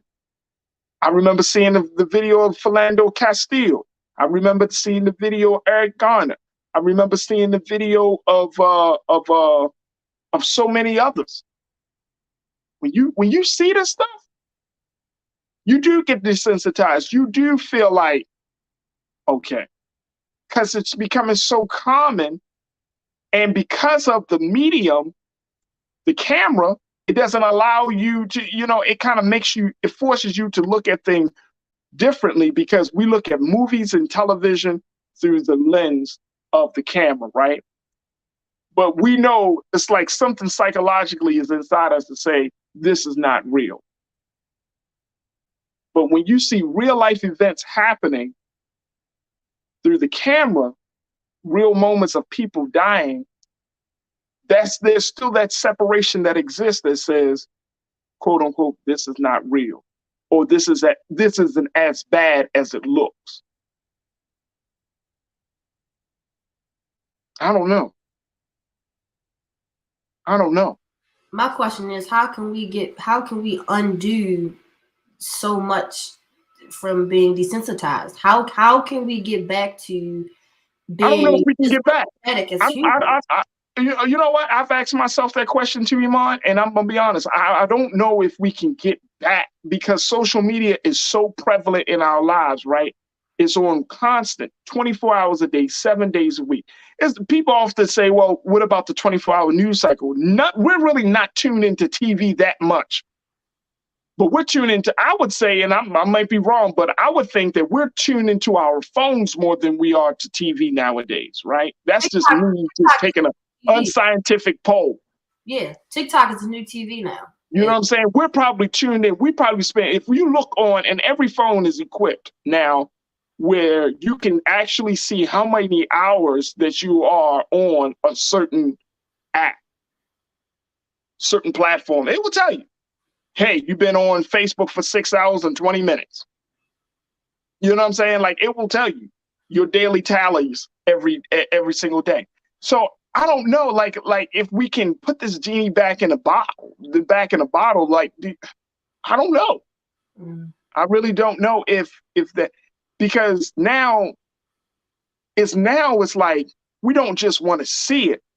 We want somebody to be damn CSI to come all up close to the camera, see the blood, and you know what I'm saying? Like, move from in front of the camera. I want to see the body as the final life of breath leaves. And I mean, it gets into a very dark place in our humanity when we want to see it like that. See, if we and that's why I said there's something about the lens, like, even though we can be, even now, like, we can be personable and all of that, and people feel like they can connect to us, and I'm glad that they do, but it's still a barrier. Right. I would hope to think that we can't just walk down the street, see a dead body, and just go, damn, that's unfortunate, and keep walking. Like, if you really worked in I hope so too. And I know for those who work in healthcare, like, if you work in healthcare or law enforcement and you're exposed to dead bodies, I'm sure you probably never wish you saw that, even though it's a part of your profession, right? Like, and when I've seen dead bodies, I can't unsee that. Yeah. You know what I mean? That's how much of a print it makes on your psyche, on your thinking, on your brain, that you can't unsee it. Once you've seen it, if you've seen a person shot in the head, you don't forget it. Not at all. Like, I think go up to caskets. Like, I would rather see a person in a casket, because at least I can't even handle that part. Like, I don't want to see you dead. If I've known you, right, it's hard, man. Like, yeah, no. If you know the coroner or the mortician, is that the person? That's the person, right? The mortician. I know the coroner. I think it's who grabs the body. The mortician. Yeah. I think the coroner. But if you go to the funeral home and they prepare the body, there's a reason why they prepare the body for the viewing, right? Just because it's graphic. It's like, once death is set upon the body, you start to look different, literally. You know what I'm saying?